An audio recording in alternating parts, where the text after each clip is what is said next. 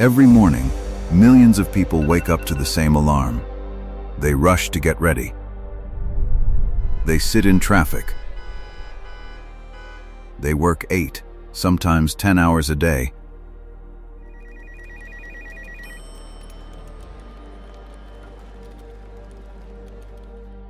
They get paid. And yet, at the end of the month, they are still broke. Not because they are lazy, not because they lack intelligence, but because they are playing the wrong game. And the worst part? Most of them don't even realize it. How would you describe it? We have two economies today. We have one that is intensely market-driven for those at the top, which is extraordinary. They are spending like there's no tomorrow. Meanwhile, for those at the bottom, they're not sure how they're going to make it through the day. From a young age, we were given a simple formula. Go to school. Get good grades. Find a stable job. Work hard, save money, and everything will be fine. For decades, this worked. But today, working hard no longer guarantees wealth. It guarantees survival. Income is not wealth. Income is temporary. Wealth is ownership. If you stop working tomorrow, your income stops. That's not freedom, that's dependency. Let's imagine two people, both earn $4,000 per month. The first person upgrades their lifestyle.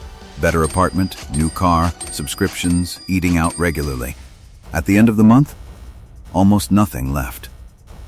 The second person lives slightly below their means. They invest, they build assets, they buy things that produce income. 5 years later, their financial reality is completely different.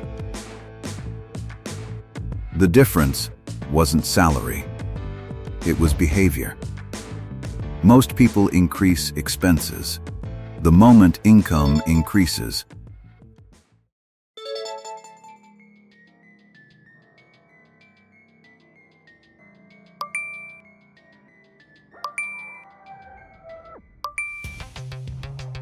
it's called lifestyle inflation.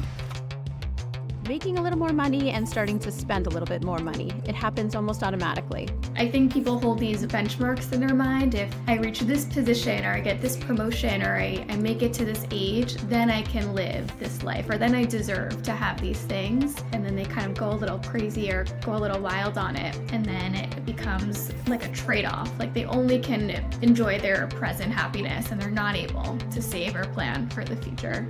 There's nothing wrong with wanting nice things. The mental, emotional reason why we want to acquire more is generally rooted in this need for like your perceived value. Like we live in a world where like the nicer car you drive, the higher your perceived value is.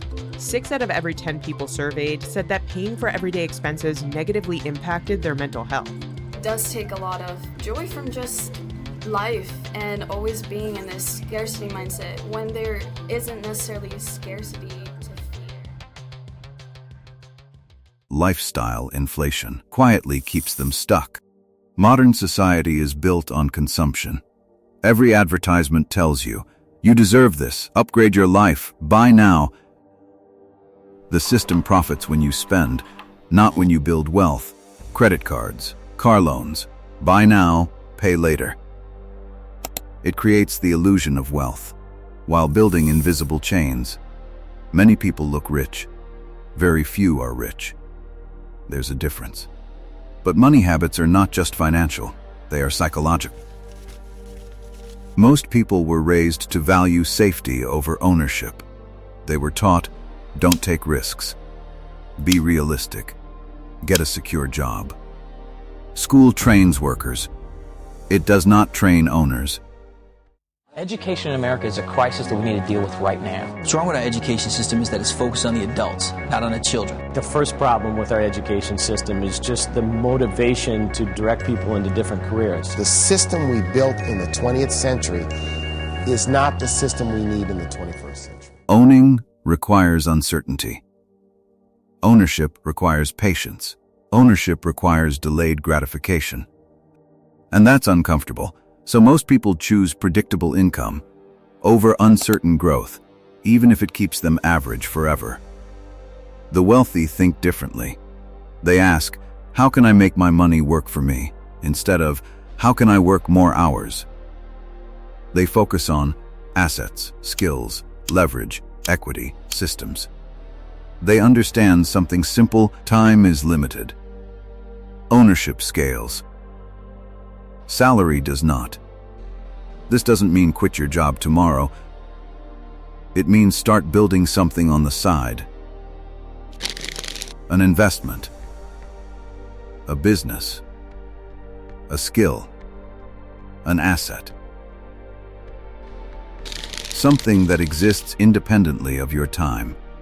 This path is not easy. It requires discipline, financial literacy, patience, delayed gratification. But the alternative? Working 40 years. Hoping retirement saves you, depending on systems you don't control. Yeah, and part of what we also saw was that, particularly with middle and lower income consumers, they're feeling under a lot of pressure right now. I think there's a lot of commentary about what's the state of the economy, how's it doing, and what we see is it's really kind of a two-tier economy. If you're upper income, earning over $100,000, things are good. Stock markets are near all-time highs. You're feeling, quite confident about things. You're seeing international travel. All those barometers of upper income consumers are doing quite well. What we see with middle and lower income consumers is actually a different story. It's that consumers under a lot of pressure. In our industry, traffic for lower income consumers is down double digits. And it's because people are either choosing to skip a meal, so we're seeing breakfast. People are actually skipping breakfast, or they're choosing to just eat at home. The uncomfortable truth is this: most people don't stay poor because they lack opportunity. They stay poor because they never shift from consumer to owner. The system won't teach you this. Your job won't encourage it, and your environment may even resist it. But once you see the game, you can't unsee it. The question is not, will I work hard? The question is, will I build something that works for me? Most people will keep trading time for money. A few will start building ownership. The difference between the two? Decisions. Which one will you choose?